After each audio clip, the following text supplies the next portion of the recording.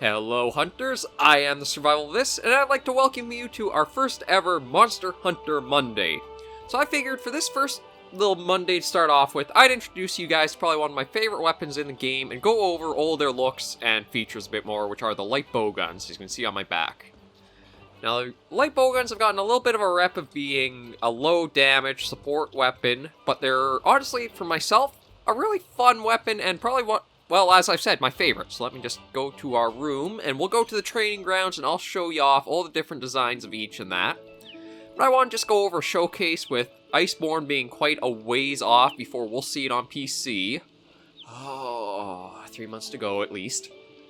We're going to go over some of the just stuff to keep you occupied in world, maybe give you new ways of enjoying it and trying to fill up that gap as all of us PC players try to wait it out as much as we can. So let's just head over to the training area. And what I'll probably do is I'll show you more the end of the line bowguns, just because the models don't really change that much through their upgrade paths in world. That is one thing, is that a lot of the designs have been fairly grounded towards a more simple style. So let me start right over here. Okay. Yeah, so we'll start with the cross splits 2. This look is basically your very first out-of-the-box light bowgun. It features a nice assortment of ammo types. Let me just bring that up quick. Yeah, there you go. You can use all 3 levels of normal, all 3 levels of piercing, only level 1 of spread in the sticky, and a bit of poison. But it does feature a rapid fire for normal 1, and no, it actually has a single fire auto reload for poison 2. Well, this is a very good bowgun to introduce you to the mechanics of, and also of the rapid fire feature for your bowguns. One of the things about them is that you'll really feel nice, mobile, agile on your feet, and with the slides and dodges, it can be very helpful. One of the things that I will also recommend is trying to see how the melee attack is, because, like that one hit there, 3940, and all I really actually have on, let me go back to the equipment info, is just the cross splits, and just the standard alpha set for the Kuluyaku without any jewels or anything to it, and not even a charm on. So that shows you that you do get some decent amounts of damage from the weapons, even if you do use simpler tactics. And then my favorite is probably how you have the hop and the slides to really get around. It makes you feel like you really are hunting with it. And that's what Monster Hunter World basically sells itself on. You're hunting monsters. So it features a nice, sleek, metallic design. I do love that you actually see the bow part of the bowgun. Because back before World, a lot of bowgun designs were more like a little musket or something. It didn't feel like a bowgun, it felt just like a gun. But with that out of the way, we'll swap to our next weapon. And let's see. Yeah, well, I guess we'll go for a big, beefy one next that I might have shown on the channel, which is Nergigante's light bowgun, the Cataclysm Trigger. As you can see, this features a very nice design. When World does want to do its designs, they do them very well. The stock, nice flat back to it. Nergigante hide all the way up. The spikes right along the front there, very good. And if we go into the equipment info for it, we see it has a number of rapid fires. Normal 1, normal 2, and spread 1. If you are going to look for a spread bowgun, I'd probably say consider this one, but I think there might be another one or two that are very good. But do remember, if you are going to use spread, you gotta be pretty up close, which you really need to be careful about on some hunts. Like, even going up against Nergigante that close, you gotta be a bit careful. But it's still a very good bowgun, does good damage. The rapid fires are as nice as always. They'll do more damage for, like, a normal 3 does that. I think that was 55. Yeah, so you get a little bit of a damage up using the rapid fire, I believe, actually. Let me try one more. 34 and 221s, yeah. So you'll get a little bit of higher damage using that. So it's just something to keep in mind. Now, the Nergigante light bowgun, it's a very good, well-round hitter. It's one that it doesn't take too much to really go after. And I'd recommend, if you want to experiment bowguns at the late game, try making this one. It has that nice variety of the normals to start, getting you a feel for range. And if you want to do a little up close, that has the spread as a... The spread is a great addition as well. So, let's meet our next light bowgun, the Lumu Typhoon 3, or just the Paolumu light bowgun. This is another one where you can actually easily see where the cross splits is underneath all of the parts. That is one of the things that World... I guess it kind of helped a little bit to keep distinguishing how some weapons upgrade, you see more parts added. I am hoping that Iceborne we see some more unique ones, like the Cataclysm's triggers we just featured. But Paolumu's here is another nice... kind of earlier game bowgun. I don't think you will really want to use it towards late stuff, just because of its features. Like, all it really offers is a rapid reload normal 1, which you probably won't be using all that much. But it does have a few status effects that are a single fire auto reload. Now, the problem with that feature is it feels a little underpowered. Let me go down to one. Here we go. Yeah, for as much as nice as it is, it reloads automatically. It feels like you probably would be a lot faster shooting with just doing a full clip, one reload, and then shooting again. Where it might be more helpful is... Actually, that's level 1 as well. Okay. I was thinking is the level 2s have a much higher recoil. Yeah, it says poison 2 for... Okay, it is. I was just reading that wrong. Is that there's usually a larger recoil and longer reload time for the level 2 status shots. So that's where the auto reload could help, is that speeds it up a little bit. But I don't think really warrants it as much as you'd like. But Paolumu, we'll just go back into that equipment info. It's a fairly nice basic light bowgun. You have your 3 normal shots. Those are probably some of your core ones to use. Doesn't have the level 3s for the pierce or the spread, so it doesn't have that much heavy packing power, but it's still good. And even allows you to use one shot of slicing ammo. Now, slicing, I feel like, got a buff in World, because previous games, it was terrible for a gunner to try to get tails off. Thankfully, they improved that with, I think actually, no, the heavy bowgun might be able to pull it off as well. But now slicing does a nice amount of damage, constantly hits, and it feels like every hit does do damage to the tail. I know I've been playing Generations Ultimate a bit, and feels like if the monster goes charging or spinning when you have a slicing shot go off, it damages the wings or something else. It doesn't look like it actually does damage to the tail. But moving on to our Paolumos here, we have Basilgeeses. And this is a nice one. This is where sometimes the slapped-on aesthetic can look okay, alright for the most part. I really like how the limbs of the bow here, ooh, it actually even has little scales attached to the sides. I didn't realize that when I first had it. Only looking at it now, I see that it has the little basil scales there. But yeah, this is a nice feature of Basilgeese's weapons. I'm sure everybody's pretty familiar with them. This one, though, is a bit of a different one. I think it's trying to channel a bit of what Basil style is. It's just auto-reload, because you have normal 1, 2, and Pierce 1 all auto-reload, and they're pretty fast, so it's something where you can probably keep putting steady numbers out. Although, again, I still don't think it really warrants the... If it did either a little bit more damage, or you had a faster fire rate, it probably would be better, but the auto-reload, maybe Iceborne's done something so that way its heavier stuff gets it, that way it feels a little more useful, but it's just not to my style for the most part right now. So, Basil's bowgun has the biggest draw of probably having you able to use all 3 levels of the sticky ammo. That is your big explosive munitions, basically. The heavy bowguns go into those a lot more, and light bowguns, you'll find them a little rarer. Like, as you can see, once they go off, 35 and 35. So they're a nice heavy hitter. They do a lot of impact damage and knockout potential. So a good thing to have. The design of it is nice and sleek, using the cross splits as its base. I do wish the stock had a little bit more like a Basilgeus tail, or however you pronounce it. I still don't know what the right one is. I'm not sure if I'd call it the goose or not. I do wish the stocks would feature a little more, kind of like how Paolumu's was, where the stock looked like the tail of it, almost. But moving on, we'll introduce you to another one, the Jagger's Fire. This is one of the bowguns you will get pretty early on in game if you decide to take bowguns as one of your first ones. As you can see, great Jagger sprayed to kind of cover the bow limbs, a little bit of the hair hanging off, and the hide along there. The stock is probably one of the worst parts of the just base designs world, because some of them don't really ornament it that much, so it really sticks out. You can see, basically, it's your same bowgun underneath, it's just wearing a dress. But the the Jagger's Fire, it's a bit of an odd one because it has so many single fires. Normal 1, normal 2, Pierce 1, Spread 1, Paralysis 1, and... oh no, Poison 1, and Sleep 1. My recommendation is if you want to sort of feel like you're doing hunting with a bolt action weapon, this is probably the closest thing for it. Because it doesn't really do the highest amount of damage, but it is kind of a steady, good learner bowgun.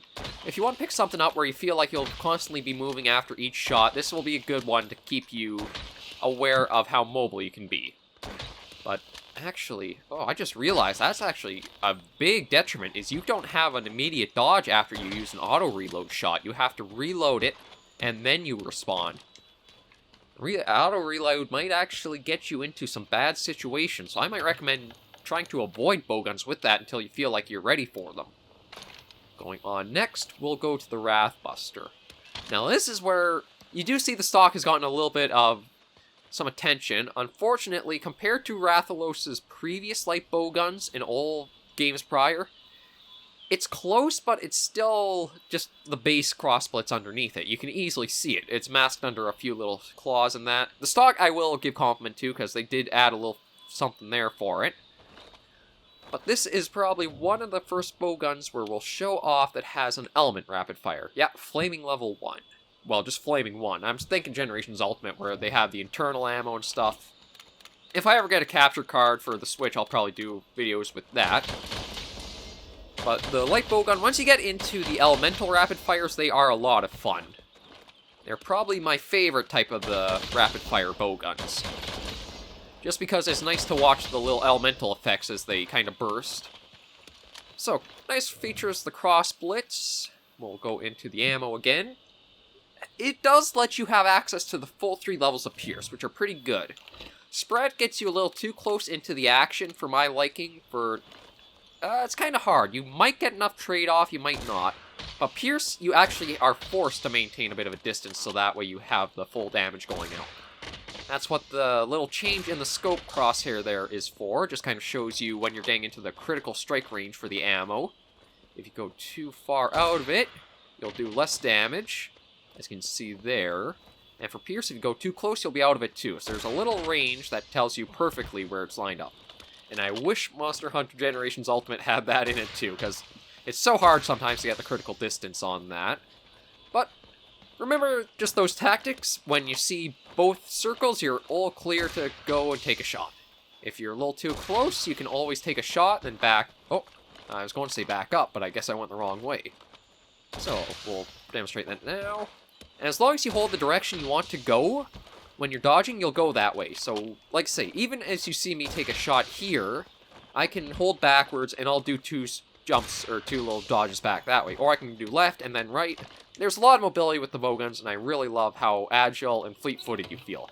You really feel like you're toe-to-toe with the monster in one hell of a hunt. The Lightning Blitz, there's not really much to show off with this one, to be honest. It actually has a slight color swap to the cross splits with a large, maybe silencer or suppressor on the front. But aside from that, there's nothing really outstanding to it. It's just maybe army colors a bit more. It does allow you to use rapid fire thunder though. And it's one of the few bowguns that I think really lets you do that rather earlier into the game, because I believe Toby Kodachi materials are what you need to make this one. It is... I just want to take a look at the name again. Yeah, the Lightning Blitz. I'm pretty sure Toby's materials are the ones you'll need for this bowgun. But it'll give you a good amount of thunder damage, and if you're looking to expand your bowgun collection for a thunder one, I'd recommend trying to pick that one up and testing it out a little bit.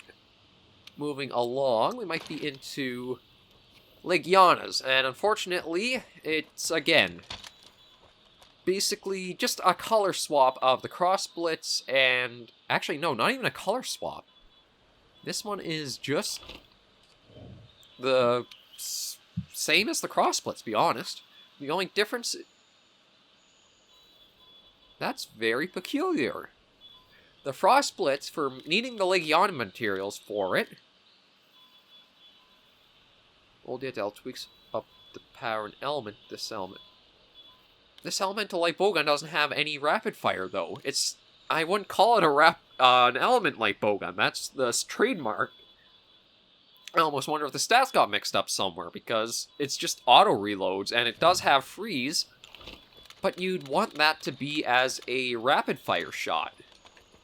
And that's probably the biggest thing, is it's alright to have the elements on other bowguns, but your main draw if you're using an elemental bowgun is that the bowgun itself rapid fires that, so you get the most elemental damage you can from it. We'll see if we can get to something a little better looking next.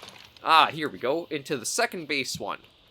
The cross splits and all those bowguns were using the metal or the ore-based ones. This is the bone base, or the bone tree for the light bowguns.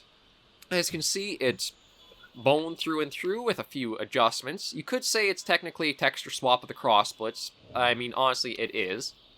And this is another one very good starter bowgun. That normal level 1, if you start out right from a new game, want to start along using light bowguns, normal 1 will be your best friend. Because the rapid fire is so nice to get those hits on parts that you might need broken or just harder to reach for if you're a blade master and you can't quite get there. Actually, I guess just a melee user, because the blade master and the gunners are kind of more blended together now, as you have just the same armors for each. But anyway, it's a nice, very easy starter base bowgun to build off of. I do like the look of the more bone-style weapons and the bow limbs. Always very nice. We'll go along and see what the next one is I can introduce you guys to. Next up, we have Gulgoleth's Whale, probably one of the other, best designed bowguns in the game right now for looks. This is Valhazak's very end one, and as you can see, it kind of features Val's trademarks of the draped tie, the metallic underneath, and some of the spikes. One of the nice things is, let me move the camera. You can see all those are flared out, the bow limbs are at the ready. You sheath it, everything folds up into itself. So that's very nice. Gulgoleth is generally used as a spread bowgun, I believe, although you could probably try to do the same thing with a pierce. Because it is a heavy hitter, but doesn't have the rapid fires. It's just meant to be heavy hitting shots that you can really pack some physical raw damage with. Like, that was probably at least 50 damage there from all the 14s we saw go up. Yeah, there's even a 17 in there, so you... Oh, excuse me. You get about 6 or 7 bursts of the spread 3 that... It finally feels like spread ammo works as spread ammo. If you've ever played any of the previous Monster Hunter games, it almost feels like a weird shrapnel flak shot. It'll hit, but it gathers around a point instead of being like a shotgun blast of pellets. It's really weird how it was, but World thankfully changed that for the better, and I think spread is more viable now than it has been. So if you are thinking of looking for a nice crossbow-esque bowgun and something that's a lot different and could give you some unique playstyles, maybe think about trying down Valhazak's line for the Gulgoleth's Whale. I do have to admit, though, it is annoying trying to get the Valhazak fangs for it. But then again, those I think have always been a bit annoying. Next, this is one of the better designed bowguns. The Angibuster, or the Yeah, the Angibuster. I thought I had that right. So as you can see, it is the bone base, but it's so hidden away, it's a little hard to see it in some ways. Your little silence suppressor is now replaced for a longer barrel. The bow limbs basically look like a pair of Anjanath jaws, and I love when they keep the monster features like that. And even the stock, it's as if it has an Anjanath tail covering to it.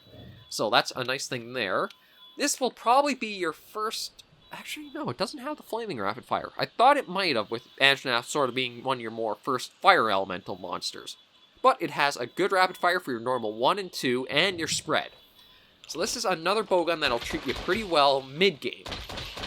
The damage is pretty high, the rapid fire variety is good. So say you need to get up close and break down a claw or a leg, you can go in for a quick spread shot, get a few shots off, you can see all the numbers rack up, and then quickly dodge out and be ready to reload on the go and just get back in again for another try. And you can even slide in and slide back out. That's the nice thing about the bowguns, you feel so versatile and so maneuverable with them. I don't know about... I'm sure the dual blades or some of the other faster hitting melee weapons feel like that, but the bowguns, because you have range, you have so much extended reach of how close you can be or how far you want to keep back. It's a nice change. And the Edge Buster will definitely serve you well if you want to go down that route for making a nice looking bowgun with a few sort of built-on look to it. The Gyra Bullet is actually... It's one of the ones that hides the bone base rather well, but it's just that it uses colors that match the base so much. Because as you can see, the Gyratodus or Gyratodus weapons all sort of have the shell fin approach to them. And this works pretty well for the bowgun, because the limbs are, again, so well hidden, it just looks like it's the proper limbs. And the stock actually has a covering to it, even if it's a little harder to see. This will probably be your first rapid fire for water, though. Yeah, your water elemental bowgun. I highly recommend... Actually, I don't think I have any yellow. Oh, yeah, I do have. Here we go. Yeah, my advice is if you do want to go for bowguns, look at getting an elemental bowgun for each element, except Dragon. Dragon, unfortunately, is continually wasted in Monster Hunter, if I'm completely honest. I think it would be better served if it was a proper ammo type like the others, because all the Blade Master weapons with Dragon Element are like that. It makes no sense, really, to slim it down that way. Just have it so that way fewer bowguns can use the Dragon Shot, and those that can rapid fire and have a full thing of 60 to them. Because every melee weapon doesn't have an issue like that. Actually, let me see. Can I use the Dragon on this one? No, I can only use the Demon, so we'll look at that in a bit. But another nice thing about the Gyratodus, or the Gyra Bullet, is that it has all 3 sticky levels, and a number of status shots. So you could make this one your supporter or your status-inflicting bowguns. You go in with a group and you want to sleep bomb it, you have sleep covered. You want to knock it out with a bit of paralysis, that way your team can get a good hit in, you got paralysis. You want to wear it down over time, you got the poisons. You even have both recovery ammo shots. So I'd say if you're looking for a nice rounded bowgun that can give you a wide variety of trying out the statuses, maybe think about the Gyra Bullet. It's not bad for looks, a little tame, but that is kind of just like the monster it's from. Next up, we have the cousin to it, the Lava Bullet. Now this is from Lavasiath, and you can see a few differences already in design. The shell, because it's that more black, almost obsidian-like color, is much more defined. You actually have these nice glow effects of where the lava is, although they're only the 2, and a lot more fins around the bow limbs and the barrel. And the Lava Bullet, I believe, is another flaming elemental bowgun. It does lack a lot of weapon or ammo diversity, as you can see. Normal 1 to 3, only level 1 pierce, 2 and 3 for spread, all 3 stickies, but no statuses aside from sleep 1. So this is more meant to be probably for looks, and if you're looking to get flaming shots as a flaming element bowgun. And it can use dragon, so I'll show you a dragon shot quickly. It's a slow moving. It does hit a lot of times, but the problem is you only get 3 shots. You can craft and make more, but I feel like that's not really a good trade-off when you consider something like how much regular spread 2 does. Like, it almost seems like it could do close to the same amount. So I do feel like Dragon could use an adjustment, maybe even if it's like up to 30 shots and that's it or something. I just felt like Dragon's always been the underpowered element for the light bowguns, and you kind of suffer a bit trying to use it. But the Lava Bullet, it can be a little annoying farming Lavasiath sometimes. He's not the most eager or fun monster to go after, but it's still one that could be a good try. And now we get on to one of my favorite monsters and one of my favorite bowguns for the game, because this is going to be one of your early game Devastator bowguns, basically. This is Baroth's light bowgun. It's that sort of bone base with Baroth features to it. The bow limbs, I really like how they have that pillar look to them. All Baroth stuff has managed to keep the kind of pillar look from the scalp, so that's really nice. Even the stock, it doesn't look like the tail, but it actually looks like the scalp of or the front head crest of the Baroth, so I really like that. The reason I like it, though, is because it is your first bowgun that gives you the multi-stages of rapid fire. You'll get normal 1, 2, and spread 1 rapid fire right off the first one, I believe.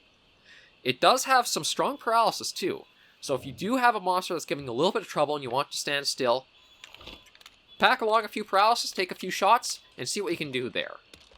I do admit I wish they would have been a little more unique with the looks, because some the Baroth weapons have been really good, and the previous bowgun model has been a much more sleek stock and frame, but the barrel is actually like a Baroth's head facing outwards, or facing as if you're looking top down, but that's pointing outwards. It's kind of weird to describe. Basically, if you think about Baroth when it charges and it has its head forward, that's what you're seeing as the front barrel of the bowgun. Overall, I'd really recommend, once you get to Baroth, trying to make this one, because it'll last you a really good amount of time. It'll probably keep you good, if you do want to be a bit conservative about what you make, until you make Karma here. Odogaron's light bowgun. And this is one of the really unique designs, but it does show off that it's not a bowgun, it's more like just a gun. So you can see it's basically just a musket. You have a bit of Odogaron parts in the middle there. Have a bit of an ornate little hammer there that you wield and use to, I guess, draw it in that.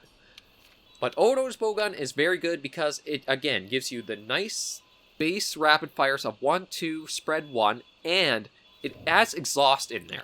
And exhaust is actually one of those underrated shots, in my opinion. Because once a monster gets tired and exhausted, you really get hits you can put in there. And thanks to the exhaust, you'll really help drain it down quickly. Another thing, too, I don't know if it's changed, but in previous games, I actually haven't tried it myself, is if you hit exhaust shots on the head of a monster, that would actually help deal KO damage or knockout damage to get them stunned for a while. So if you do want to go looking for a bowgun that offers a nice versatility of damage and statuses, Odogaron's is a superb one. It even has a bit of slicing to help out your melee cutters, and aiming for the tail if they can't reach it. The looks, it is a little subpar for my liking, but it's still a pretty unique design compared to what World offers, so I do have to give it points for that. I like the bowguns where you can see the bow and the gun parts together. Moving along from Karma, we have the Dragonbone Bowgun. This is basically just your retexture of the bone base. As you can see, it's just got some dirt and dust stuck to it. For equipment-wise, very limited in what you use. This basically is not your actual hunting bowgun. This is your base to build onto Elder Dragon bowguns, because it has so little variety. It's level 1s for everything, except for sticky, actually. That's a bit odd. But normal 1 for normal, pierce, spread, poison, paralysis, sleep, exhaust. You can read all that there.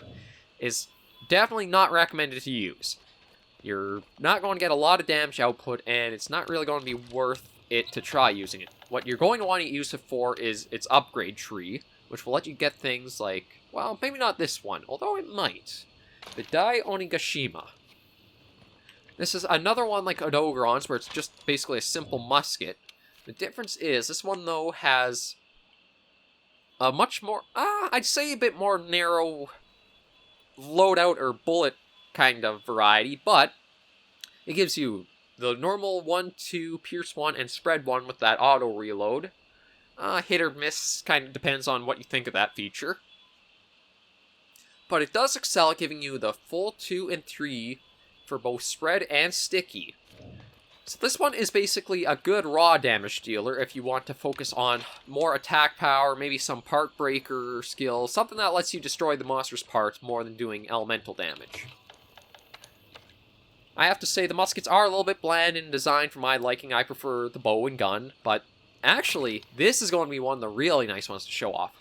The Kirin light bowgun, and thankfully this is one of the designs that has always stuck around with Kirin. It's actually, for those of you who are eagerly waiting for Rajang in Monster Hunter World, you'll probably see a reskin of this look for his light bowgun. But the Kirin light bowgun is very good at thunder rapid fire, but this is a more... I'm trying to think when you can make it. I think you might actually be able to make it at low rank, but it's towards the very end of low rank that you'd access it. The 3 barrels have a really unique design. Each one has a little bow limb with the string tugging back, so it's very nice in design. And this is kind of where you should see how the design changes have varied from Monster Hunter to Monster Hunter World. Is that it's more unique, more larger weapon feeling, doesn't have a base, it's more just standalone on its own, and I really like that for that. Moving along to other ones. Another Elder Dragon weapon that shows off a unique model that's been in previous games. The Deora's Hornet. Now, The only problem I have with this is Kushala Daora never really felt like it had anything to do with insects, so I didn't see the connection between them. You're basically holding a hornet that you're shooting bullets out the stinger. It is, though, a nice freezing rapid fire. It might be one of the only freezing rapid fire bowguns that is more of the base game you can get through a little easier means. It also has a nice variety of all the kind of base ammo types, normals, pierces, and spreads. It does offer a little bit extra with the slicing and the exhaust. But I'd probably say if you're going to look for a freezing bowgun, you have to get this, because I don't really think you actually have any other options. Whether you like the design or not, it's hard to say. I do like how it is one of the more unique looks the world has. I just wish the weapons kind of felt like they had a good connection to the monster. Like, the look and the scaling in that is perfect for Kushala, because that looks just like its kind of metallic feel of the shell and the wings and everything. It's just, why a hornet? That's the only thing that kind of gets me sometimes. I can't remember. Yeah, I think that is kind of the base that you, even once you start into its tree, you get. But moving on from that, we're into another one. And I think that's one of the last bowguns we're coming up towards. This one, the Xeno'jiiva's bowgun. Another one where it's the cross-splits base, but it is pretty well disguised underneath a few things, like the long barrel that's going out, the bow limbs, the little Xeno scale there, and then the stock like that. This one is pretty good because it is... Actually, I thought it might have had something else. It doesn't have any skills to it. Okay, maybe I'm thinking of some... Yeah, I must be thinking of a different version of it, but... The Xeno Nikina is alright as a normal rapid fire to start. It does have a lot of access to some of the heavier punching shots, though. Normal 3, Pierce 2 and 3, Spread 2 and 3, Sticky 3. What this one excels at, though, is multi-elemental. As you can see, it has Flaming, Water, Freeze, Thunder, and Dragon. All 5 elements, one bowgun. Though they're not rapid fire, if you ever have to do something where it's like a multi-monster hunt, this is a good bowgun for it, because you can change up what element you're using for it. Say you have something... Actually, I think Anima just did a video about, like, say you're going after the Research Commission tickets. One mission that rewards them is where you have to take down 4 different monsters. Legiana, Nodogoron, Diablos, and Rathlos. And this would be a really good bowgun for that, because you have so many different elements you can put in and use from the bowgun, you're going to be able to do a lot of damage. I'm a little disappointed that for it being basically the end boss, it wasn't a little more unique feeling than just a few parts slapped onto the base, but it also is something, at least it does feature a nice kind of mix to that. Up next, we have the Great Bowgun. One of my personal favorites because this harkens way back of sorts to Monster Hunter, some of the very first light bowguns you would ever use. So, right here you can see it's just a bit of a simpler mix of things. You got a bone stock with the bone limbs for the bow, a more wooden frame, and a bit of an odd thing at the front. This one you earn through doing the arena, and doing a few quests there.